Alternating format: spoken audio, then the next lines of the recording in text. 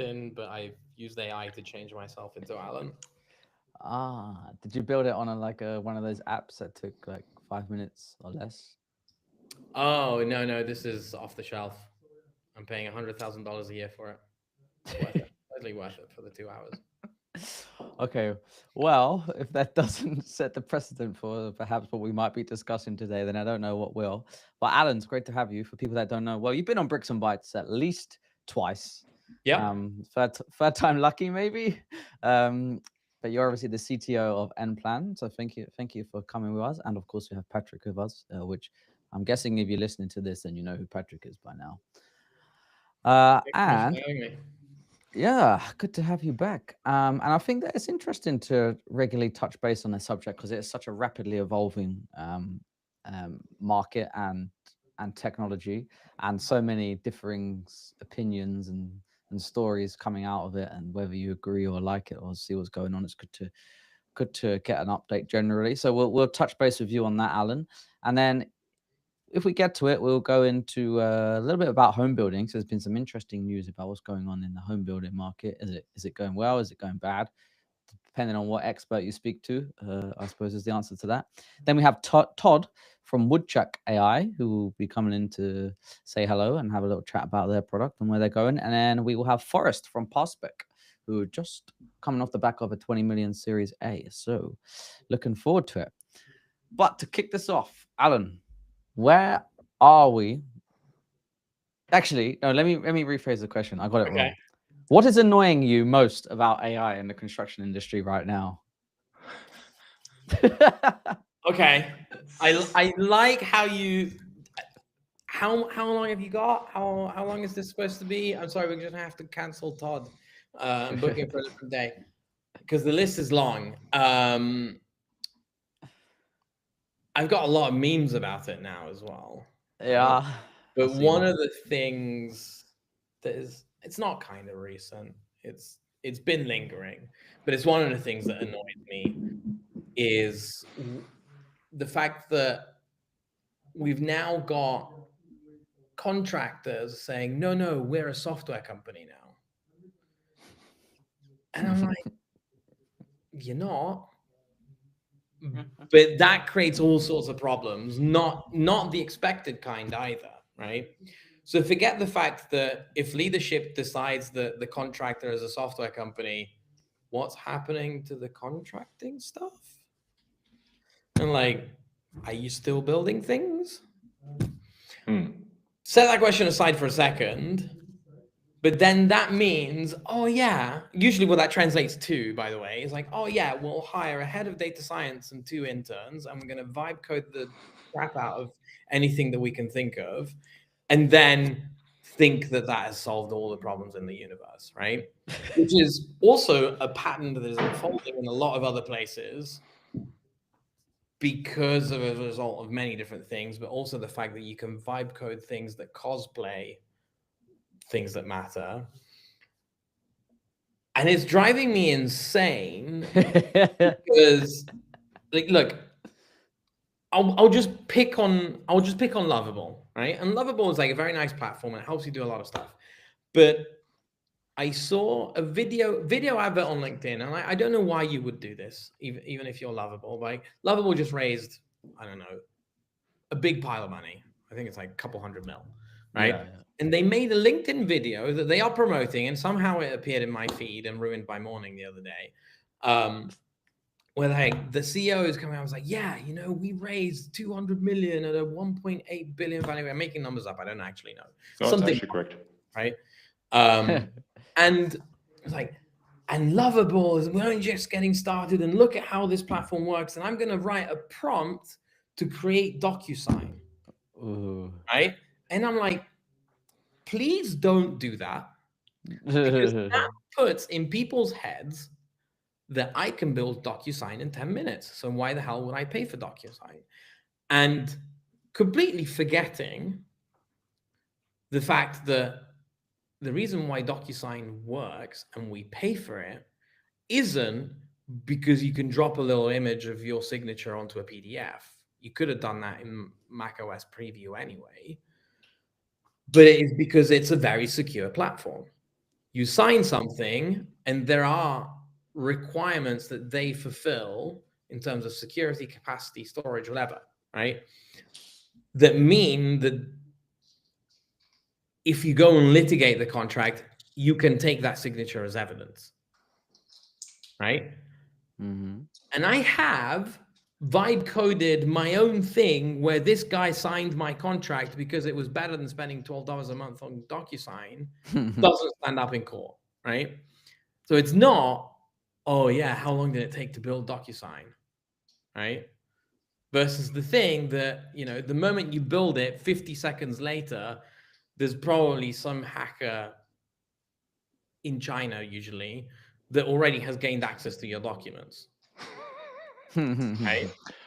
And you know, hey, Alan, if I can briefly jump in before you proceed, and there's another reason why established software platforms add value, and that reason can, in many instances, actually be network effects, oft-used term. But in the end, you know, if you're on the platform that I already have an account in, the value of me using that same platform already is higher. Imagine someone had given us a 3D printer to print landline phones in 1900. Would that have led to a faster phone adoption? No, because we all need to operate on the same landline and can't just make shit up, right? I mean, there's probably also better ways to use a 3D printer even in 1900 if you had one, but yes. Yeah, that's... Print faster cars. Yeah. And I think like that's one of the things that worries me, is because like we're definitely heading in that direction now. Like everybody thinking that they can just build anything using a prompt somewhere, presumably Lovable. And like there are very good reasons to use something like Lovable, right? If you're building a website to promote something quickly, great. If you need to build a dashboard that you're going to use once in your life based on some static data and you just want to look at some stuff and present, great. But we're sort of like crossing over a line where certain things need to be done with certain levels of quality for certain reasons, right? And people are just disregarding all of that because like, look, mom, no hands. I built this in 50 seconds with a prompt. But you can kind of fake the UI of anything. It's really like what's underneath that matters, and why is it being done that way? So like that's the bit that I worry, is because then that creates that false sense of security in a sense.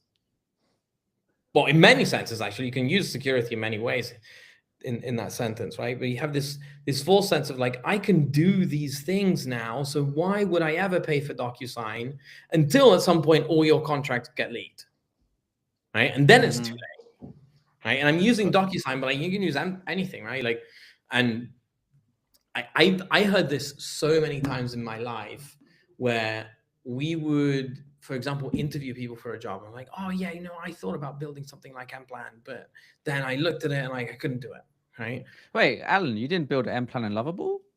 No, Oh, right? Also because Lovable didn't exist back then, but that is not the reason, by the way. But I was gonna say, if it did, would you?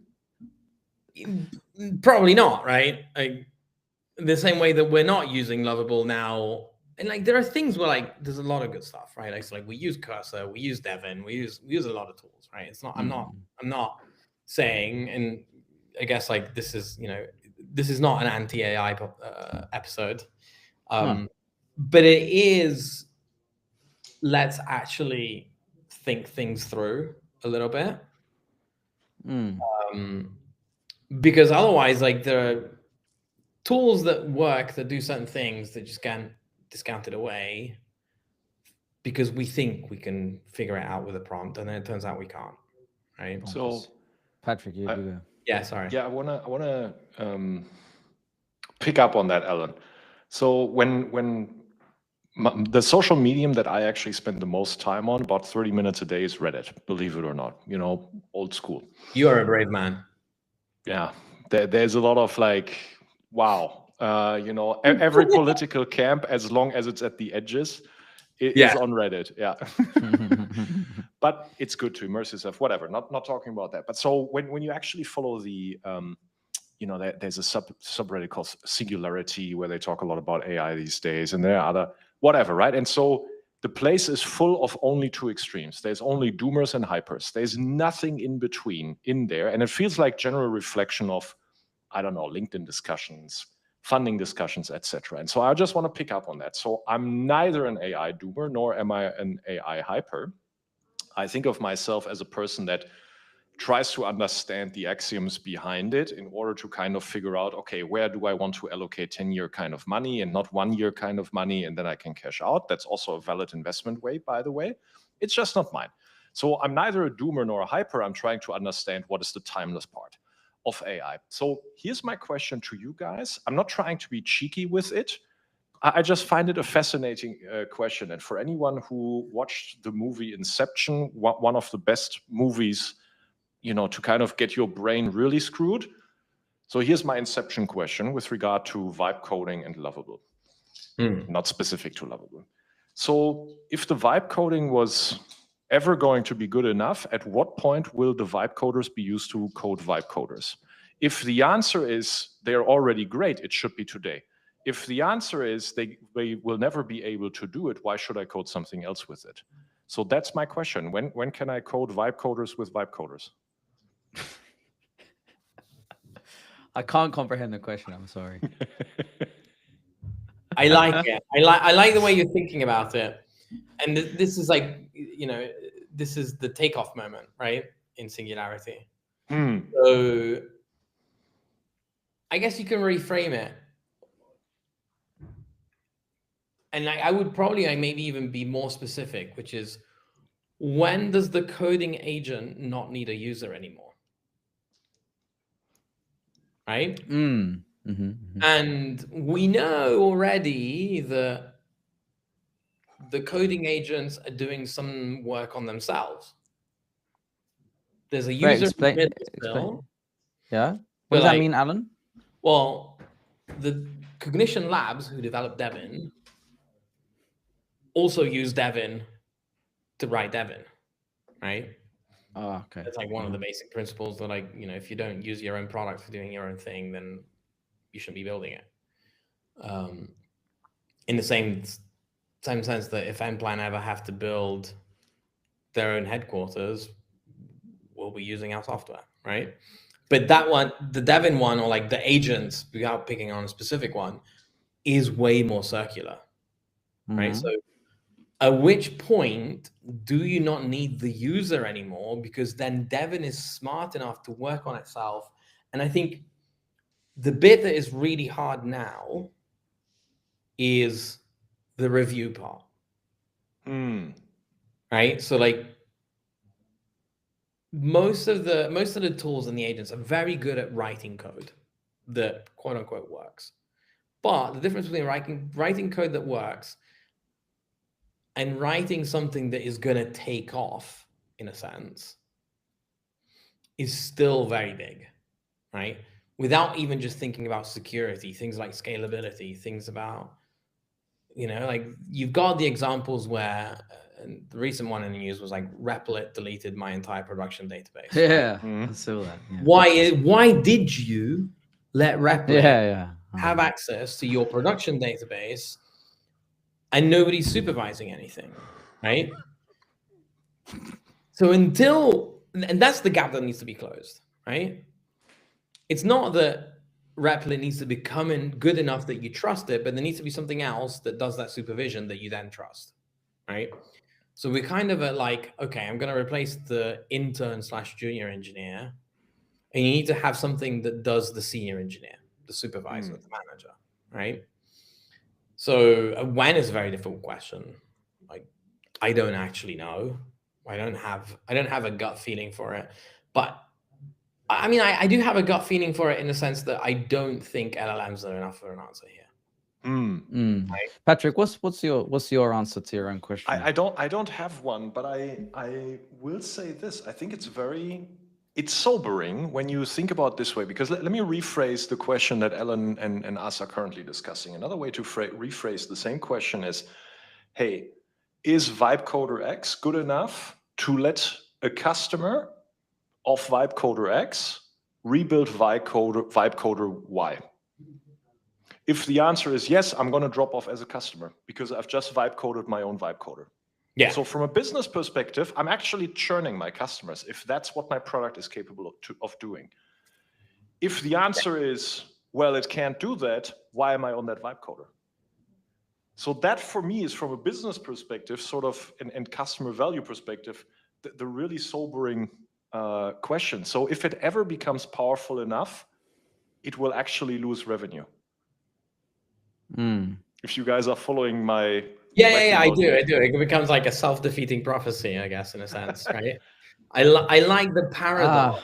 Yeah. I'm not sure about the, well, if it can't do that, why am I even buying it question? Because like there's a lot of intermediate There's stages prototyping and you can do a lot of good stuff without having to write your own vibe coding platform, right? Yeah. But I do see that circular argument, right? And but look, Alan, I mean, sorry, just to interject, you're absolutely right. But we should all keep in mind, like the forward price earnings multiple that AI currently commands is absolutely nuts. Even in the public markets, where I think the top 10 companies that are priced on AI forward PE multiple is currently at 80x. That is completely nuts. Some of them will deliver that, but in the private markets, we're seeing the same things. And so if, let's say, you're good enough to do prototyping, or you're good enough to do, basic apps, does that command that kind of a forward PE? Probably not. So you have to be really powerful. And by the way, if anybody wants to buy my shares in Mplan at 80x revenue, I'll put my phone number. I think that I get your question now, Patrick, and I have been seeing some cryptic tweets on X, which I think relate to the question perhaps you're asking. I couldn't understand what they meant when reading them, but now the dot has connected in my head, and maybe I'm going for the nuclear option here. But there is an account that tweets about how long they think these platforms have left, and I can't remember the production on Lovable, the date of Lovable, but it was like no longer than 2 years as a product or a company. Is that like a doom clock type thing? Or? Similar, yeah. Like they're predicting all these like massively funded companies that are building some AI software that are okay, whatever you think, useful now, but do not have a long shelf life, should we say? Is it like satire, or do they put some substance underneath their predictions? It's a provoking. It's a. Okay, I see. They're trying to provoke people, yeah. Whether they truly believe it, whether they're trying to get views, I don't know. But I just found it interesting that when the vibe coder becomes the vibe coder, and do these platforms have much life in them left? I don't know. And this is perhaps where he is coming from as well, or whoever is running that account. Have you guys seen? By the way, right? How much vibe coding can a vibe coder do if the vibe coded the vibe coder? Exactly. That's a good riddle. Have you guys seen Travis Kalanick posting that he's now doing vibe physics with ChatGPT? Have you guys seen that? Nope. So no. It's hilarious. So Kalanick is one of the greatest entrepreneurs of the last 15 years. Legit. I don't care what anyone says. Never met the man. I have several friends who work directly for him, who were hired by him. They all think super highly of him. And forget the bro culture part. I'm not talking about that, just as an entrepreneur. So an accomplished person like that goes on X and puts out tweet after tweet, basically saying he's now doing vibe physics, and with the power of LLM, he's short of a physics breakthrough. And I'm sitting here and I'm like, dude, if that were the case, we would already have solved all science by now, because LLMs are so powerful. Yeah, I mean, I imagine. Now, I have a lot of respect for Travis Kalanick as founder of Uber, and there's like a lot of things that I don't have respect for Travis Kalanick as well. But I think he is more on the hype bro end of the scale than realism. And my counter to that is, if Travis Kalanick says he's there, where are the PhDs in physics that are using ChatGPT, right? And to me, this whole thing smells of the day that, like, and I bless my dad, right? But like, my dad woke up one day and absolutely convinced that if you take a generator and plug it into an electric motor into a circle, you've generated perpetual motion. And like my dad's a little bit like that, right? But like, and I had to explain to him, like, there's like no, because there's no such thing as free energy, and in an ideal situation, sure, but then you have friction, you have impedance, you have lots of different things that come into it, right? And to me, like, this statement smells of that. Like, there are some bits that, I mean, like, I would love to see the Travis Kalanick submit a paper to a physics journal and see what reviewer number 2 has to say. That would be cool. Unified field theory, and the authors are ChatGPT and Travis Kalanick. Yeah, that would be cool. I've got two interesting. Well, one actually, Alan. Okay, let me take a little rewind. The DocuSign reference, not taken away from what you said, was actually a mockery that Lovable done, because DocuSign gave a cease and desist order to Lovable, or a user of Lovable, because they have basically run the prompt a few weeks ago, build DocuSign. That is hilarious. So but in a sense, like, you've confirmed my point that this is getting stupid, right? Yeah, because yeah, that exactly. person that did that thing. I mean, sure, like DocuSign now have their own part to play, and like sending a cease and desist is also stupid. But like, how can you think that that is the right thing to do? Yeah, ethics and morale are out the window. But I have to appreciate the guerrilla marketing here. That's pretty cool, I have to say. Yeah, I didn't know that either. I just saw the advert from Lovable and I was like, screw this nonsense, right? So that begs a question. Have you seen a bit of a trend which has just come to my feed, particularly on LinkedIn, about VO? So Google VO, which is the video generator, ads that startups are starting to put out, or tech companies starting to put out, which are quite funny. Obviously AI generated, but a way to garner attention. I don't know if you have has this come across in any of the discussions that you have been having, or whether you have seen any, and what your thoughts are on such a strategy. So I haven't definitely not had the discussion. Personally, I actually love VO. I think it's an amazing model. In fact, the fact that they managed to pull off audio and video from the same model so that it is synchronized and coherent is mind-bendingly hard, right? And to the point, there's like no other model that can do that. And that part is great, right? And I have not, I mean, like, I've seen some adverts which are like obviously generated by VO, because no clip in the advert is more than 8 seconds. Which is like part of like source of frustration, right? I wish we could generate longer videos with VO.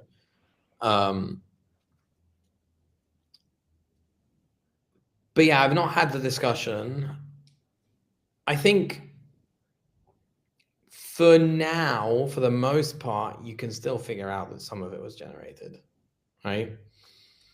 But there are some examples where it's impossible. And if I'm a company and I have to make an advert, a video advert, instead of hiring a videographer for 10 grand to make me some B-roll, and then I slap it into like something with a voiceover, I'm definitely going to use VO, and I'll do it. I'll do it as well, right? And we just did our AI day. So AI day was in I think like a really special venue, because it had projectors going all the way around, right? So we were in this box made of projectors, and you couldn't see it from the live stream, but it was really cool to be in the room. And some of the things that we were projecting on the sides while I was talking were generated with VO. That's cool. And I generated some additional fun videos. One of them I posted on LinkedIn from VO3. It was like to promote AI Day. And I think that is great, because before we would have either had to go find some like generally bland stock videos and paid for those, or paid someone a lot more to go and make the equivalent, right? So I think there is a lot of value in that. And Patrick. surprisingly, it's a lot less competitive, right? Because like everybody raved about Sora when it came out, Mm-hmm. but VO3 is like now miles ahead of Sora. I used Sora in, when was it, Q1 and Q2 a lot, and I played with Hilo Minimax a lot. Actually, believe it, there were some where Minimax got me better result, and some, none of them had the audio to it. To your That's point, the thing that changes it, right? Amazing. And then I found the prompting to be really hard. So that was certainly because I wasn't trained, I wasn't practiced, etc. I'm sure if I had another quarter to figure it out, I would have gotten better at it. But the prompting was I felt it was very different from a language model. Yes, yeah, it is. It is. Patrick, It's what's a your lot viewpoint closer to on the VO ads? Have you seen any? I might have seen maybe some, but I'm actually not sure. I mean, I haven't. To be fair, I haven't hung out on social the last week as much as before. So maybe I missed a few.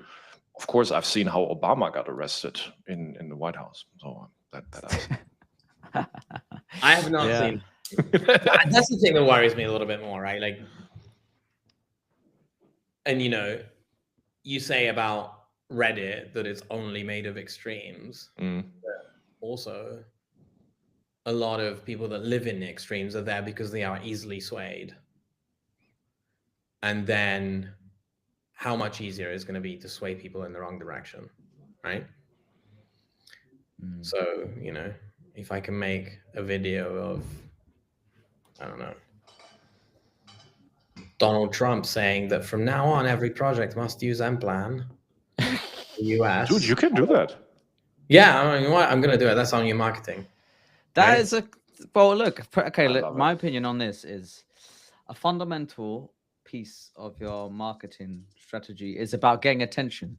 And if these ads get you attention and the eyeballs that need to see your product, then why not use them? And what you'll find is they probably have more potential to go a little bit viral and spread amongst if your target customer is of the type that is likely to spread these things, then I think it should seriously be considered. My only concern with it is, and this particular like AI generated ads that are funny, would it turn out to be like, remember when large language models came out, everyone was using it to create blogs, social media, and so on and so forth. It was cool, but now everyone is just sick of reading that type of content, and it's completely gone the other way. So would it have a very quick the problem is that, which is how we all get sick of it, is the intellectual laziness that sits behind it, right?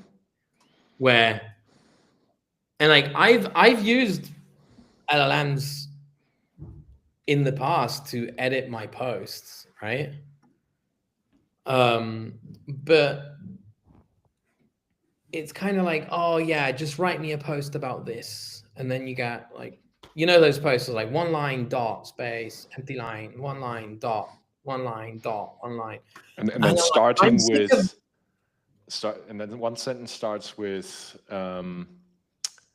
like a question, the trick or question mark, and then it continues. So they're all and you can spot those. And like the thing that is annoying about those is not that what's in them is wrong or the fact that an LLM has been used, right?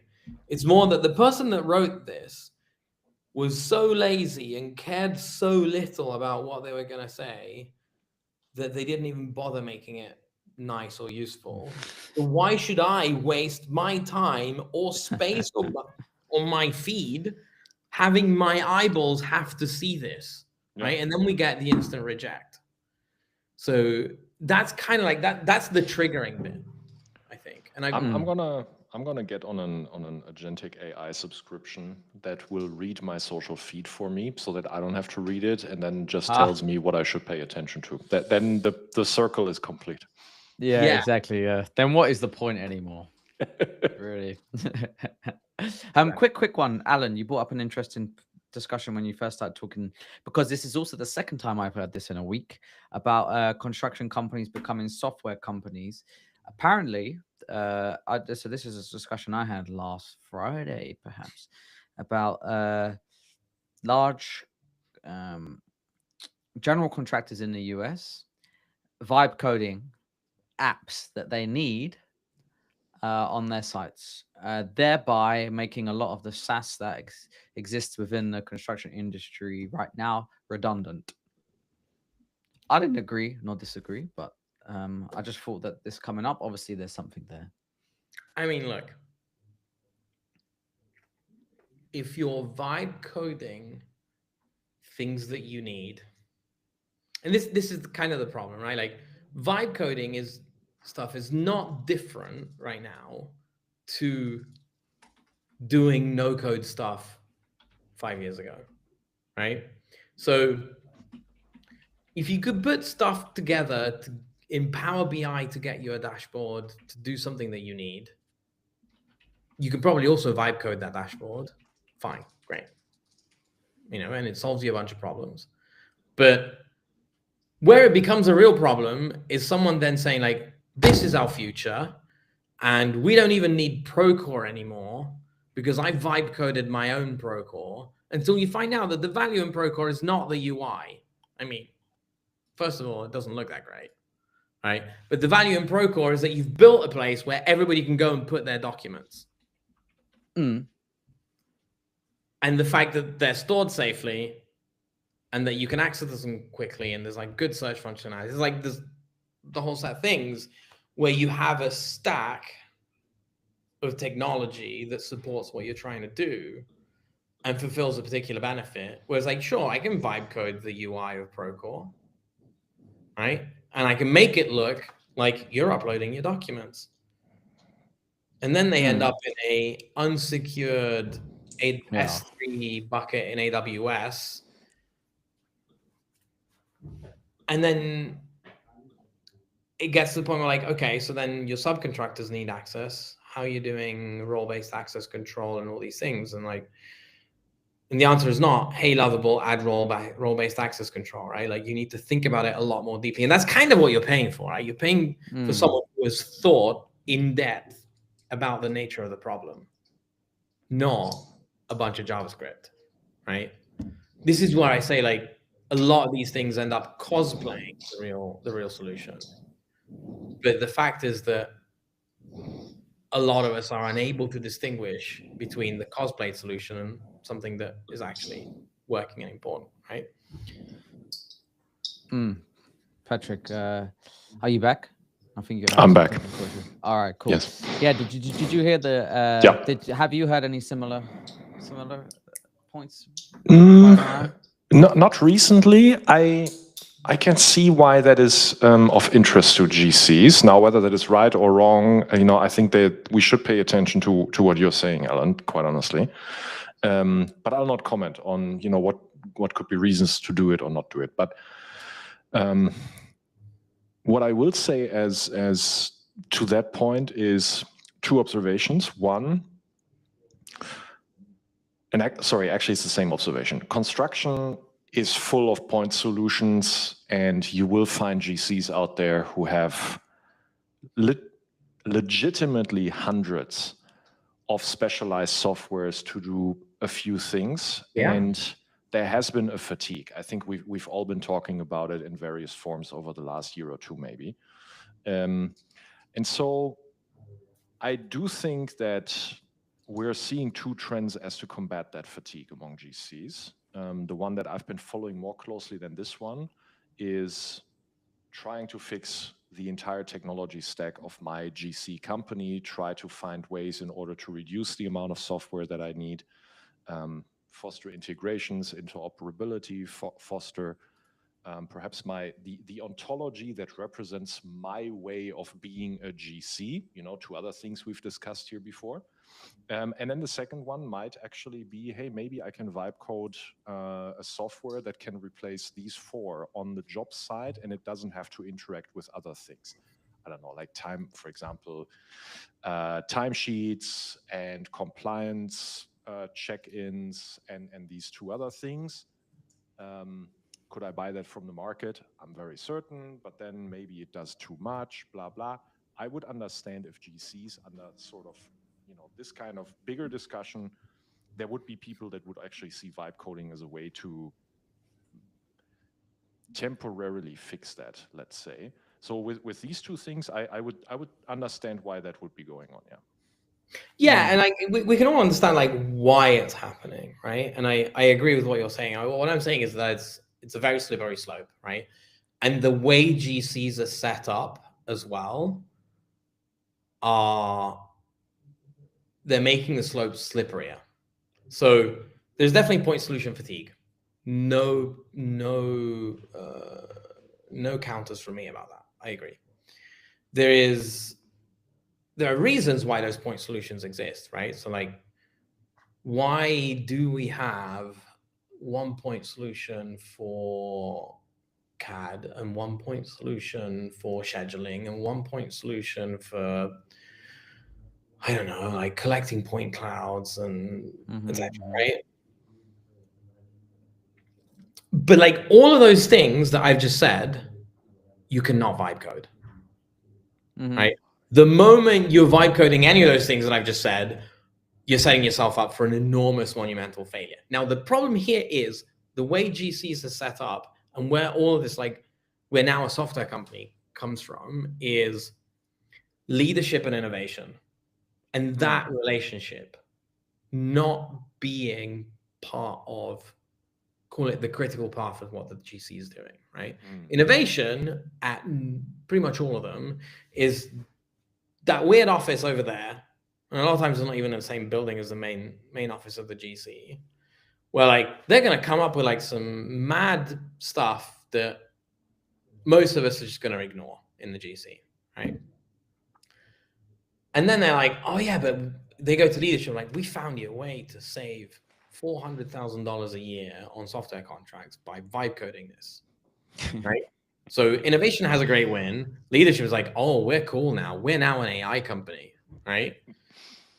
And what they're not realizing is that is basically pressurizing a chamber that is already at incredible high pressure with very thin walls.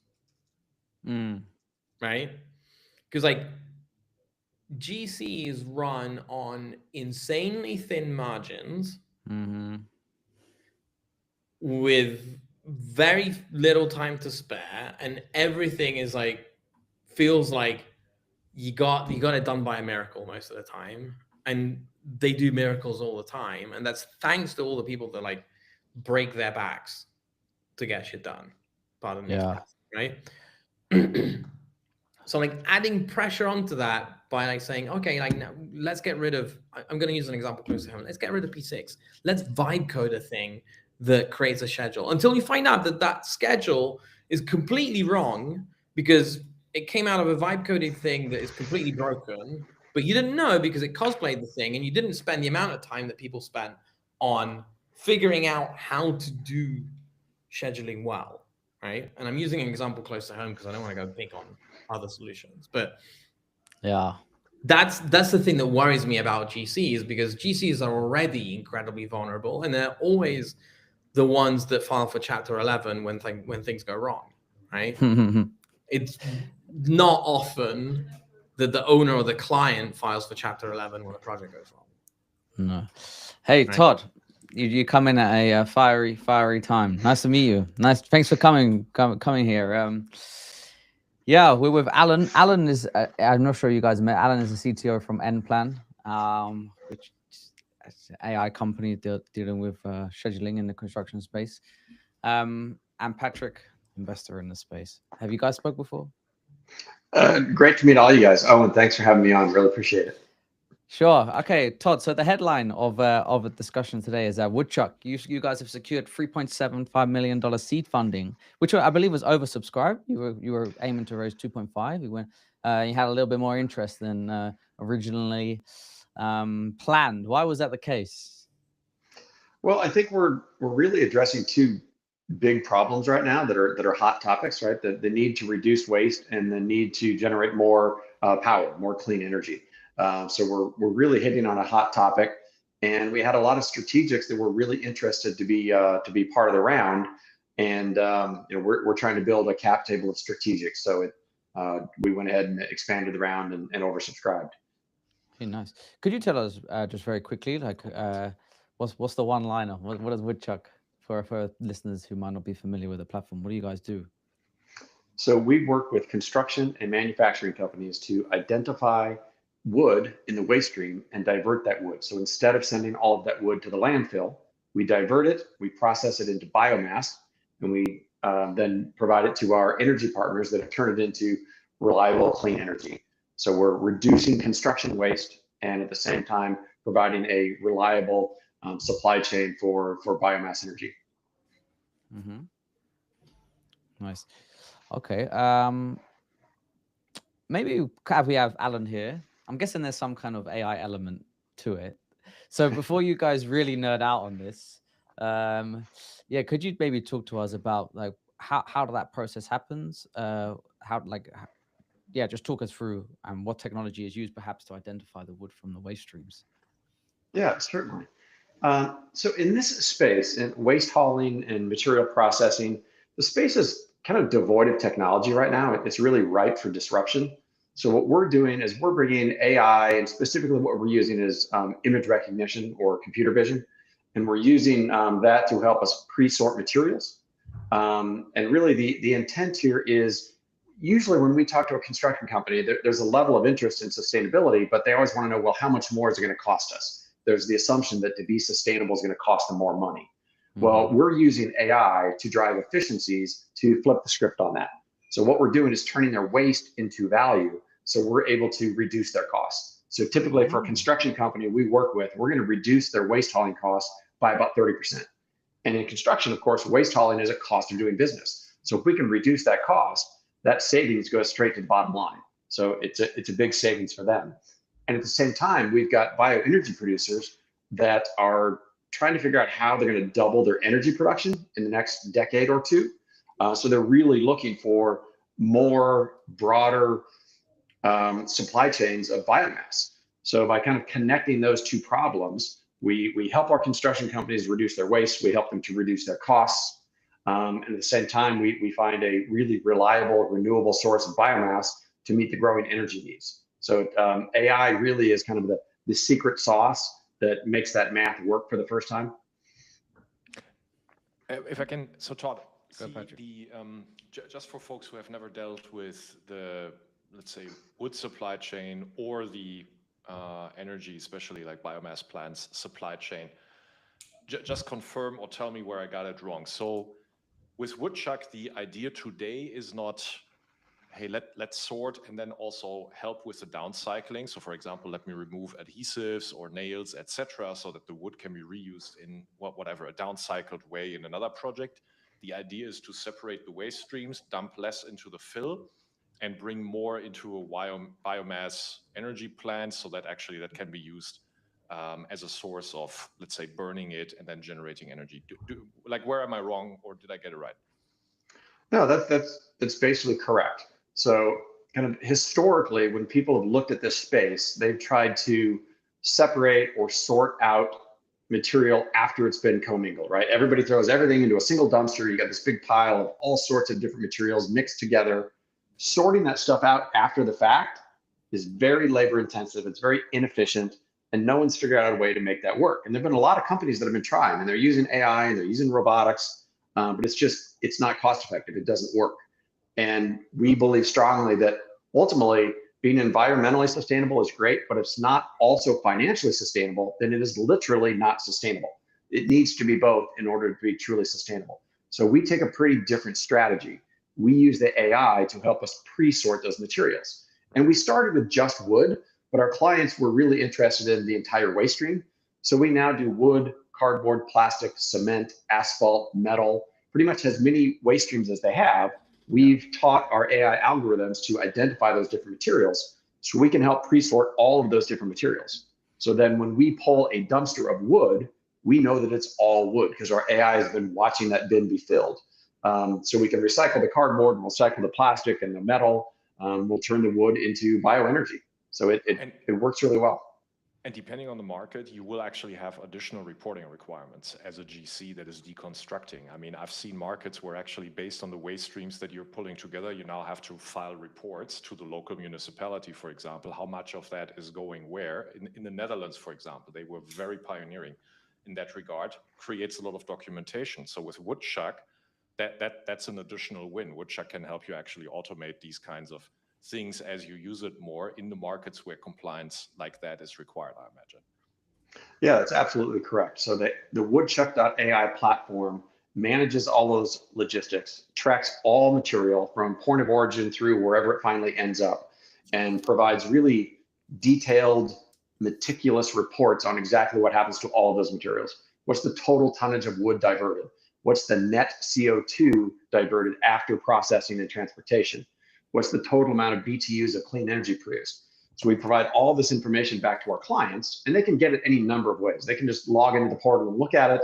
They can set up automatic reports to be sent to them, or they can just pull it via API directly into their own backends. So yeah, all of those different agencies that they need to provide reporting to, we want to make sure we get them all of the data they need in a way that's easy for them to consume and share with who they need to share it with. Sweet. And I just want to paint a picture for everyone because I'm a construction amateur when it comes to on-site. So I'm learning every time I see a site. So next to my office in Berlin, we had high rises. Okay, so somebody decided it was smart to tear down a high rise that was previously built in 1995. So okay, I guess it wasn't cool enough anymore, so we have to replace it. So they tore down this high rise. Took at least 12 months. I'm sure I'm off like by a factor here, but it took at least 12 months to even do the deconstruction of that thing. And the reason why that happened, and that was something that I vividly remember, is because they actually were forced to take it down, not just cautiously, but also because they were supposed to, well, let's make sure we properly sort it. And then you would notice it on the bottom floor, people were building these piles. Okay, here's just the shingles. Here is just the window frames. Here is just this and that. So what you're working on is actually that's not a niche. That's the reality of construction everywhere nowadays. Well, Germany is actually zero landfill, correct? So they have to find an alternative location for all of that. They can't send anything to the landfill. So they really do have some pretty high sorting and upcycle requirements. Yeah, I think a very high degree. And so that obviously puts even more stress on not just the deconstruction, but then also compliance, documentation, etc. So I'm sure they would love a solution like yours here. Hey, Alan, so anything from you preempted one of the questions that I was going to ask is like, why is it just wood, but it seems like it isn't anymore. And that was just the starting point. I guess like one of the questions that I've been thinking about is, just for clarification, is pre-sorting probably also has a lot of equipment requirement, right? So how do you fit in that picture?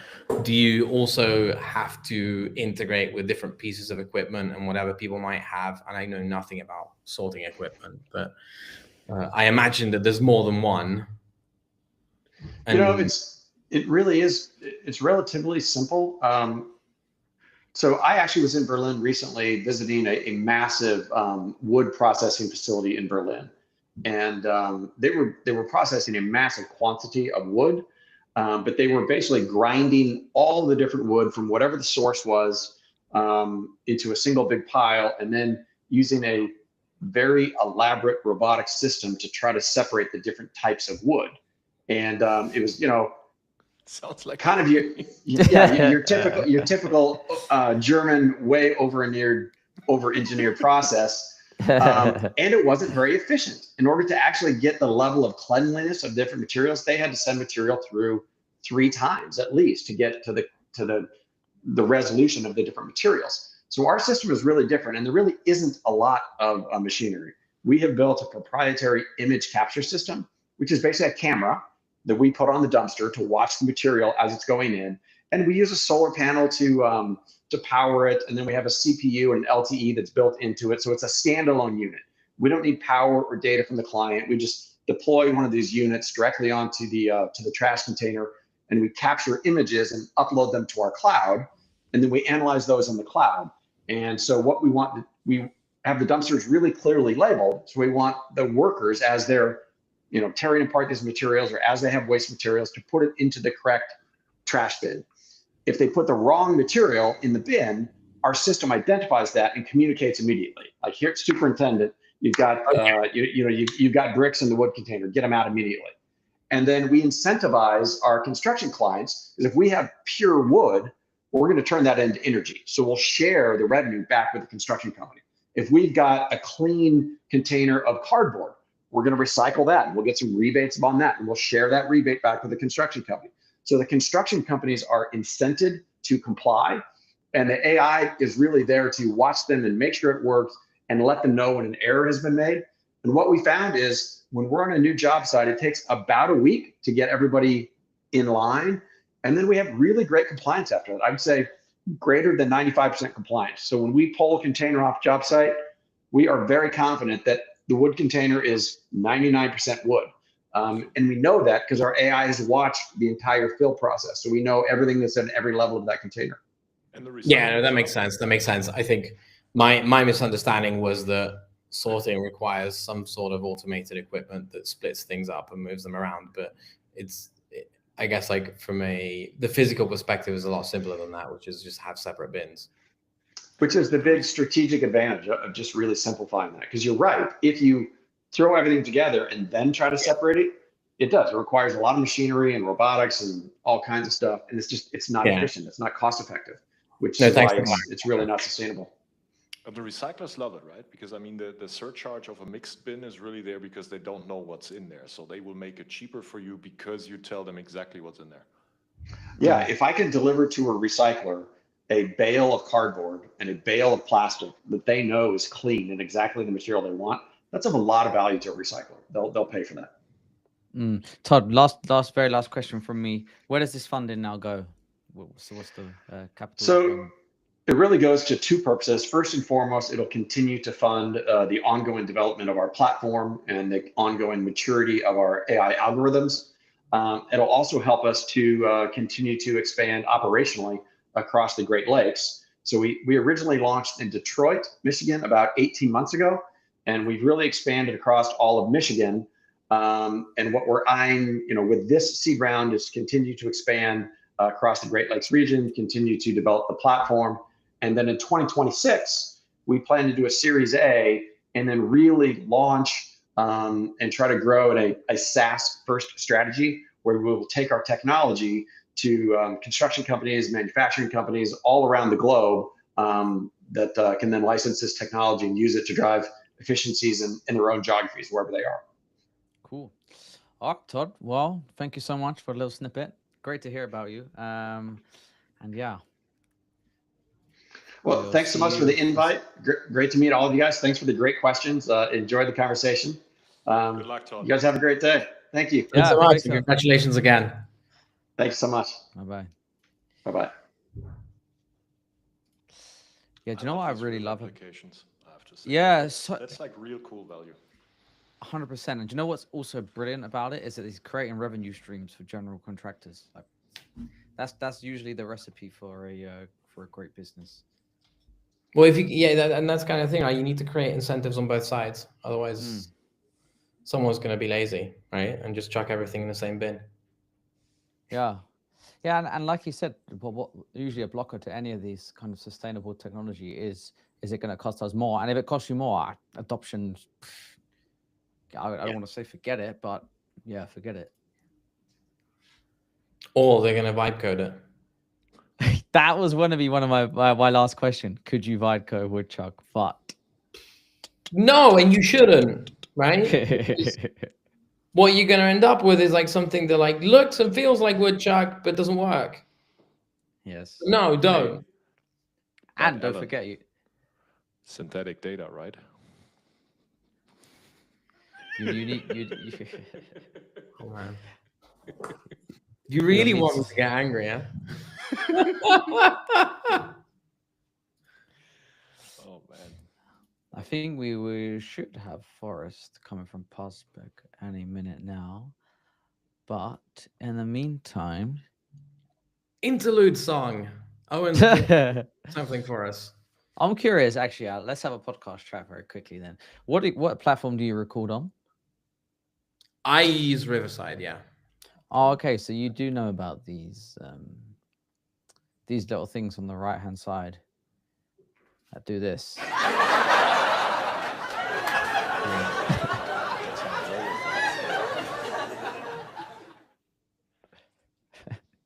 That is too 90s sitcom for me, though. Can you add there for the next show something like that conveys AI hype, please? I think we'll just ask everyone, can it be? Let's have a clip of Travis Kalanick. Oh. I'm sure we can find some sound bites. Of him speaking. Why don't we make one? VO. Yeah. Even better. Something about physics. Have you guys seen the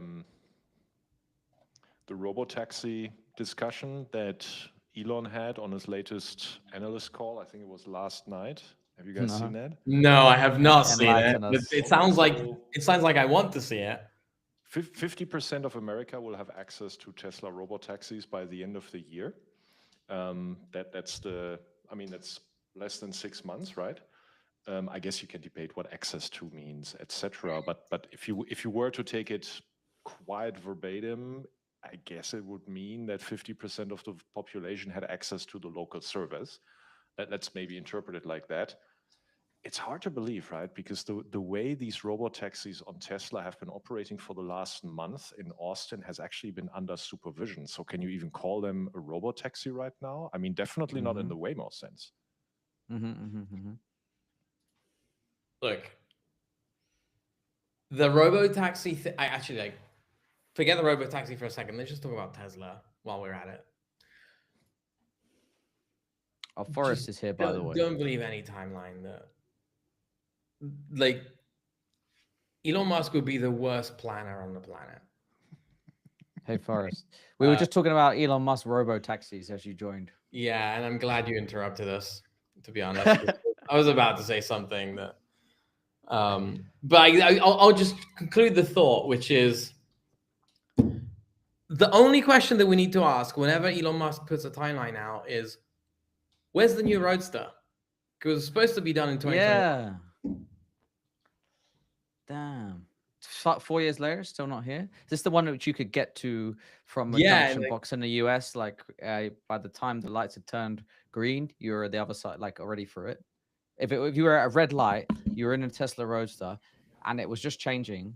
You put your foot on the accelerator. By the time the lights went to green, you would already be like the other side of the junction box. Yeah. It's look, the claims keep going up and up and up, right? And the 0 to 60 time keeps going down and down and down. But none of it's real because it's not appearing anywhere. But sorry, though, right? I mean, if you... I'm gonna stop.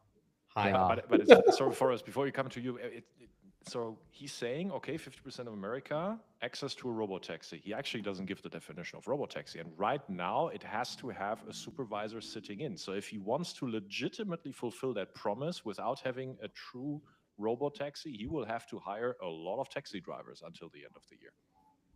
Look, technically 100% of the planet has access to a robotaxi. They just have to fly to Austin, so... Hey, Forrest, are you with us? Forrest? Seems he can't hear us. There? I'm glad he didn't hear any of the stupid stuff that we've been saying. Okay, I'll drop him an email quick. This is the beauty of live. Wait, are we doing another song? Another song? Yeah. Actually, yeah, we should. Another interlude song while we fix Forest audio. Let's try this. Hey, but seriously.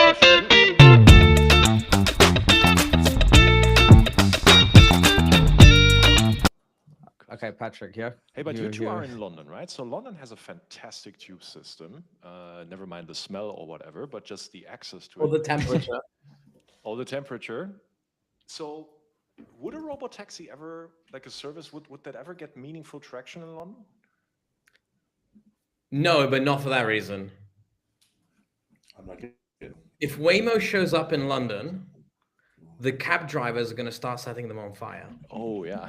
We have like a very aggressive, Yeah. spiteful set of cab drivers, right? And I think like Uber was on the receiving end of it for a very long time here, right? Until they basically gave up and like, Yeah, I see them all, but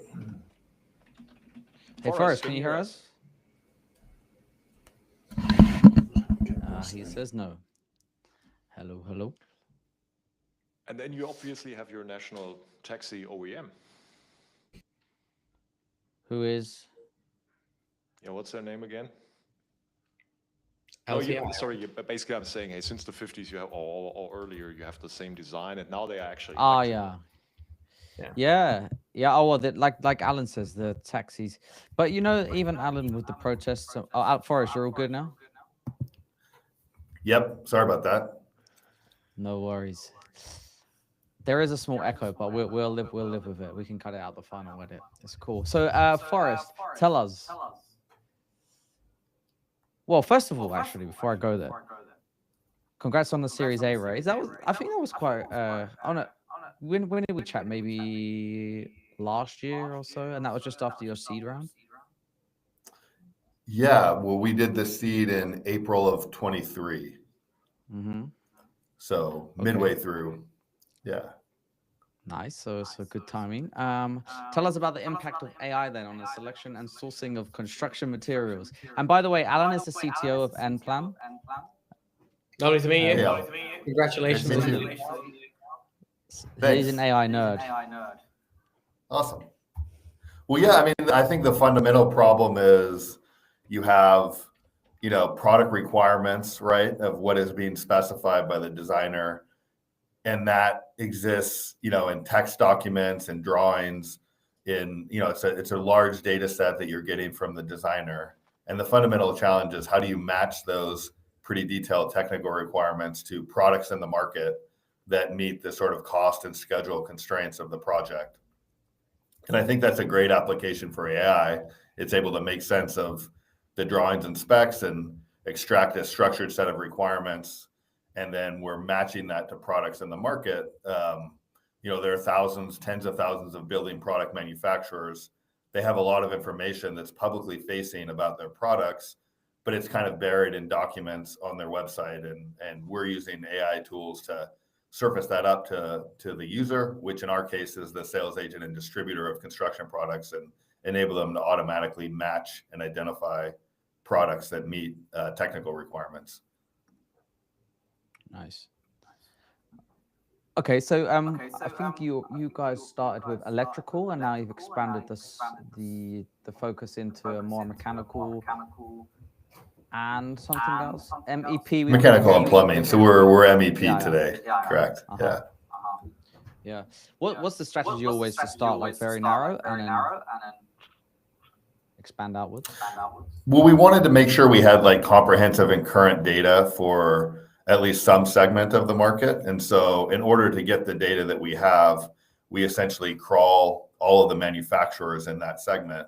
So we started with electrical, we had a couple thousand manufacturers, and we wanted to make sure we were extracting all the important attributes from those documents. So we wanted to, in order for the product to be high quality, we wanted to make sure we had excellent coverage there. And then we've been able to leverage that infrastructure to more quickly expand into other categories, right? So again, we've sort of doubled or almost tripled now the number of manufacturers that we support on the product side.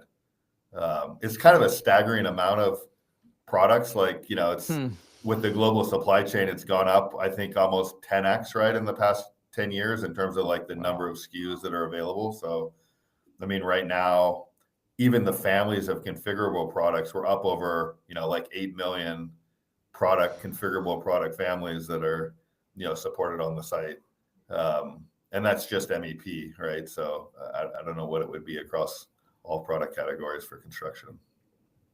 Maybe for context. Go for it.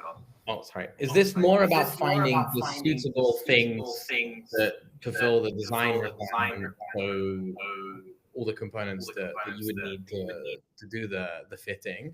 Or is it also about, I'm going to call it price optimization, for lack of a better term? Or is it both?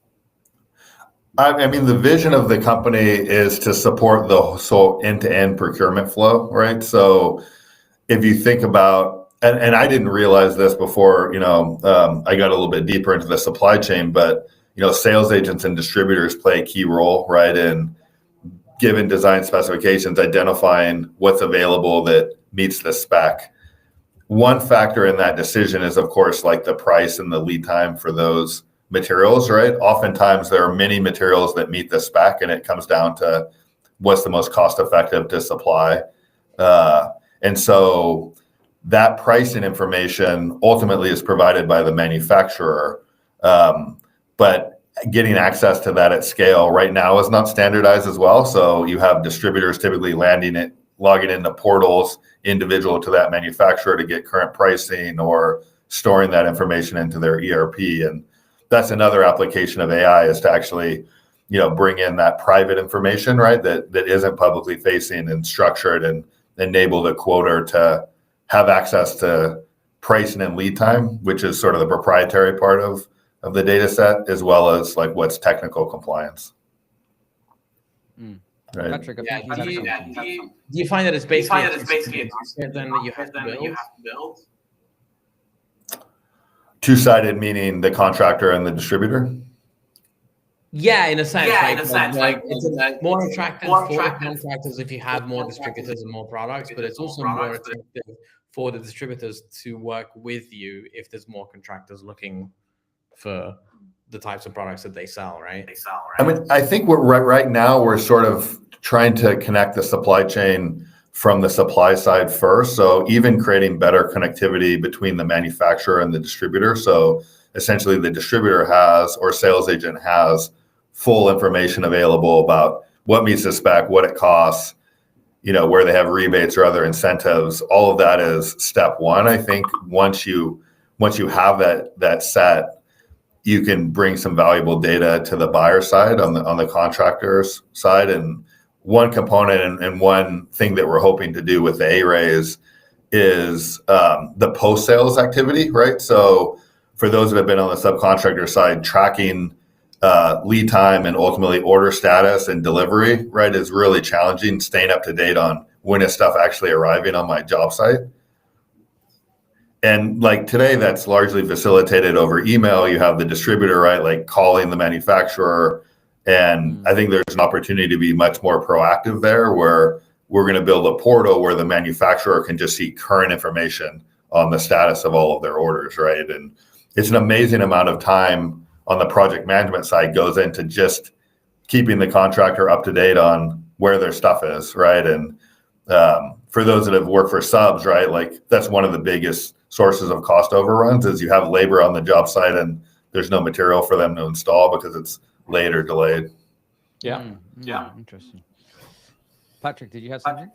Hey, for us, a couple things that have always fascinated me about the space that you're building in, but I'll limit it to two. So one, and I just want people to appreciate the immensity of the problem that you're tackling, and why it's actually a very timeless, in my opinion, problem. So one, when I first immersed myself into construction, I don't come from the industry, so complete outsider, immersed, blah blah.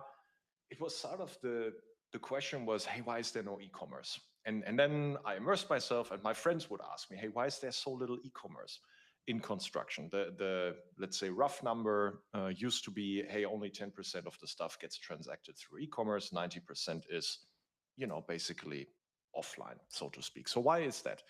And in the end, I think the answer that I found for myself, curious if you agree with it, is, well, everything is high context and high engineering. So the amount of repeat purchases of the exact same SKU, it is there, but a lot of the things that I actually need to purchase, I'm calling my guy, because either due to the context, it's easier to communicate verbally, hey, Jeff, I need that thing that you sold me last week. You remember this kind of thing, but you wouldn't remember the SKU number. or whatever. Jeff kind of knows what I did. Oh yeah, that's that. Or I would call Jeff because, hey Jeff, I'm trying to do this. They're out of that SKU. What else can you offer me? Try putting that into a static taxonomy e-commerce system. That doesn't work. So in my opinion, that was always one of the core reasons why we had so low e-commerce penetration. Before I come to the second point, that's what you guys are helping with, no, right? I think that we may eventually unlock that opportunity. I mean, I agree with the assessment. I mean, the data that I have is about 5%, I think, of sales or e-commerce in construction today. And if you think fundamentally, right, it's the buyer isn't accustomed, meaning the contractor isn't accustomed to actually picking products out of a catalog, right? I mean, most large distributors have e-commerce components to their website. They're just not often used. And to me, the unlock is the buyer's used to providing the requirement and having the seller take the risk and spend the time to identify products in the market that meet the requirement. And for a project, a typical bill of material might be, 50, 100, 200 line items. So the contractor, it's a fundamental change in their behavior to go through a catalog that the distributor is hosting and buy that.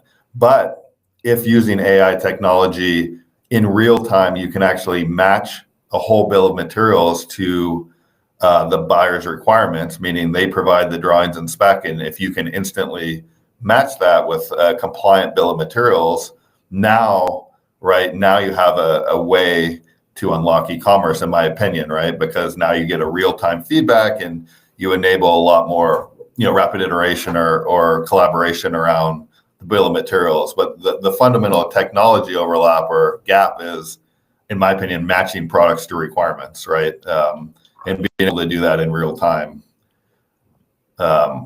You have a stock and flow component, which I think you're hitting on, which is like commodity products that are reordered by the customer, and that's a natural application for e-commerce. It's just not it's not most of the sales today that are of that type. Yeah. I think there's more opportunity to bring e-commerce even to that segment. A lot of that is still not e-commerce, but it's more like 10 to 20%, not 100% of sales are going, possible through that mechanism. Yeah. So for me, this is and fascinating application of large models. Actually, I think this is a real interesting case to help both salespeople and buyers on both sides add basically automation to the whole context and specification problem. And then the other thing, real quick, that fascinates me about your space is the whole discounting that we see, especially in mature markets, supply chains. Like you're working on that with Parspec too. Give our audience perhaps a flavor of just how the whole discounting and rebate system is so complex out there. Yeah, sure. So you have, in often cases, depending on the product segment and the market, you can have essentially two layers to the supply chain, right? You have the distributor, and then in many cases, you'll have a sales agent, which is kind of responsible. It's like third party that's selling on behalf of the manufacturer. And they have their own commission structure and pricing agreements. And when you layer like the distributors agreements with the agents agreements on terms of how they can sell, it ends up being fairly complex, right? In terms of how pricing is applied to the end buyer. So our approach here is that we're just building that logic in so that the quoter in our case, right, the person that's actually deciding the price, they have all the information that they need to price it accurately, right? So they know historically what that customer has bought that material for. They know what rebates they have. They know how close they are to hitting those rebates, right? All of that is essentially information that empowers the quoter to make better decisions around pricing. Very good. And they have big software businesses built on just that functionality. I mean, these are CPQ businesses. In other verticals, they have been yielding unicorn outcomes just on that functionality alone. That should be 100%. Yeah, there's rebate management tools that are just used by wholesale. I mean, Enable is one, right? That are billion-dollar businesses just by making that easier and surfacing better information to the distributor. Okay, Forrest, one last one, and then we kick you out. What did you learn from... I'm still figuring out the most polite British way to yeah. Anyway, What's something that you learned whilst taking Passback from seed to Series A? In the business building. Yeah, I mean, I think in a startup, you're always there's always the thing that needs to be done. That's the hot fire. That's a more of a tactical thing. I think what I learned is really it's the people, right, that are driving value for the business. You want to recruit great people, and that really, in my opinion, relies on really understanding, having a clear vision for the business 10 years from now, right? And being able to articulate that. And that's really what, in my opinion, the right early employees are the ones that are really bought into that vision of the business. So oftentimes founders can see that as a waste of time, is really building out the values and mission and of the business. I think that's really important, if nothing else, as a recruiting tool to make sure that those early hires are buying into where you want to be 5-10 years from now. Very good. I like it. Unique. Cool, Forrest. Thank you. Congratulations and good luck. Thank you very much, Owen. Great to be here. Congrats. Good to see you, Patrick, Alan. Thanks. Cheers. Okay, guys. Well, thanks, Alan, for joining us. You're much more exciting participant than Martin, so thank you. Well, here's the plot twist. I am Martin, right? Now you're about to reveal yourself. Your AI credits have run out. Yeah. Oh, I also blurs into like Martin on a green screen. Hey, what happens when you actually can do this and you start like saying some bad things about your competition live on air and no one really knows it's not you? You can do this, not quite live, right? But you can just get a Synthesia account and create. Like I've got a Synthesia clone of me. I should probably. And I sometimes use it to do funny stuff. You do? Yeah. Only internally, but yes. Yeah, I love it. I guess that's my super secret plan to do all these podcasts, is that I can feed the beast once VO3 can support live streaming. You just feed it everything, and then basically you've just virtualized yourself. Have you guys seen? Sorry, come on, we have to end on that note. So Brian, Yes. what's his name? I forget the last name. The longevity guy. Johnson. You guys. Oh, Brian Johnson, yeah. Brian Johnson, right? And so Brian Johnson has now pivoted to all my whole vitamin longevity kind of business. It's too distractive. I don't want to do that anymore. But now I'm founding a new religion, and that is the religion of basically uploading my consciousness into the AI, and that's the definition of longevity now. So of course he was gonna go there, right? So I have two things to say. Like, one is like he was already in his own cult and he just changed the nature of the cult.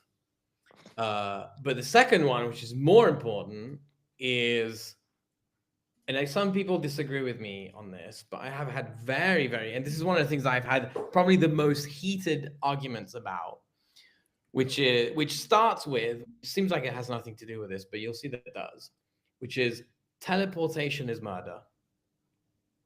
Oh yeah, that's an interesting philosophical right? argument. So self-upload is suicide. I think we need to end right now. What do you think? That's something for deep thinking. I like that as an ending note. Okay, to be continued. Alan, when you come on for the fourth time, we will start with that question. Anytime you want. I can do a 5-hour episode on just this. Okay, so if it's not you and it's someone else, we know what's happened to Alan, right? Like literally, like if you make an identical clone of me and then destroy me, I don't exist anymore. 100% true. 100% true. Thank you, guys. On this is true in the synesthesia sense or whatever, but like, yes. End on that. Right. Alan, hope to see you soon.